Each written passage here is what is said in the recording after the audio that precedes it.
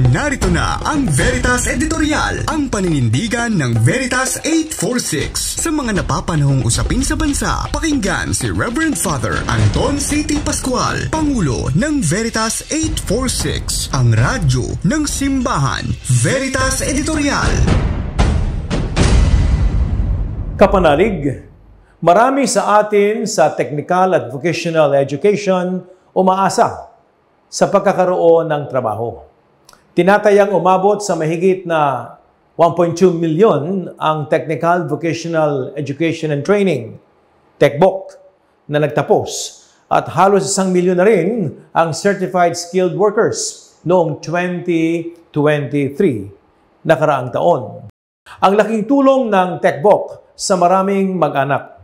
Dahil nga dito, nagkaroon ng alternatibo ang ating mga mamamayan at mga mag-aaral.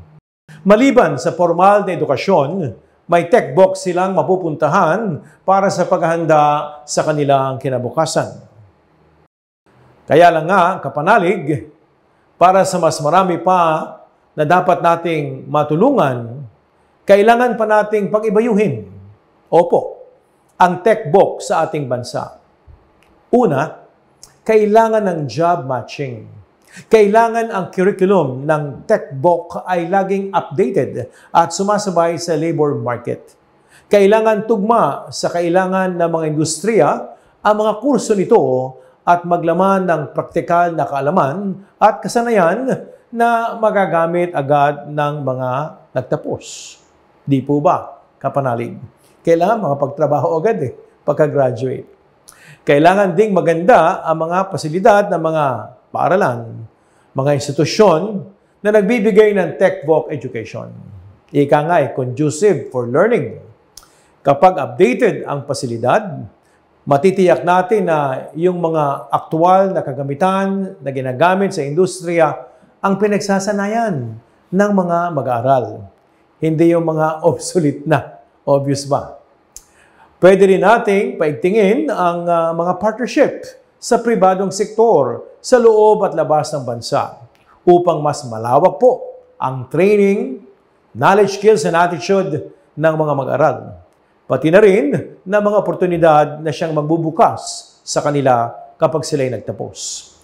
Sa ganitong mga partnership, kapanalig, matitiyak po natin na may mapupuntahan agad na trabaho ang ating mga nagtapos, na magiging insentibo, motibasyon nila na mas gumaling pa at magtapos sa kanilang sinimulang nagustuhang kurso. Ang isa pang dapat idagdag sa curriculum ng TECVOC sa ating bayan ay ang tinatawag na cross-discipline at flexibility.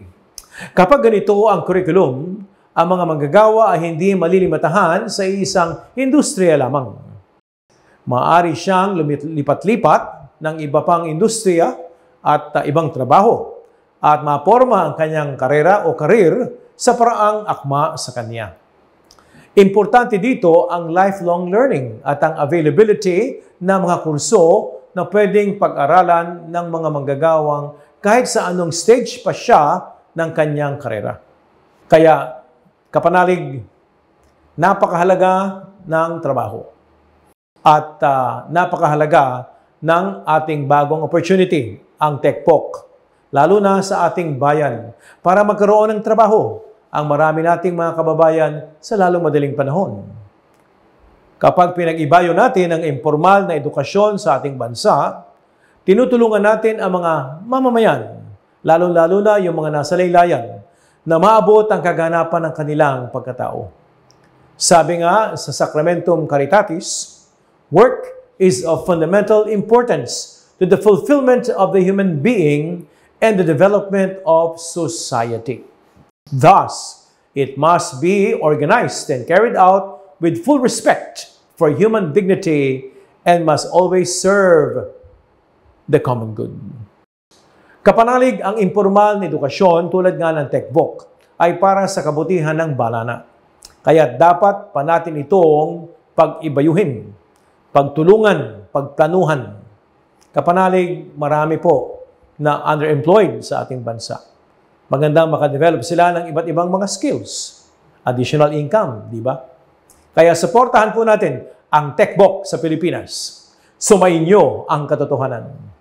Inyong napakinggan ang Veritas Editorial. Ugaliing pakinggan ng Veritas Editorial kasama si Reverend Father Anton C.T. Pascual.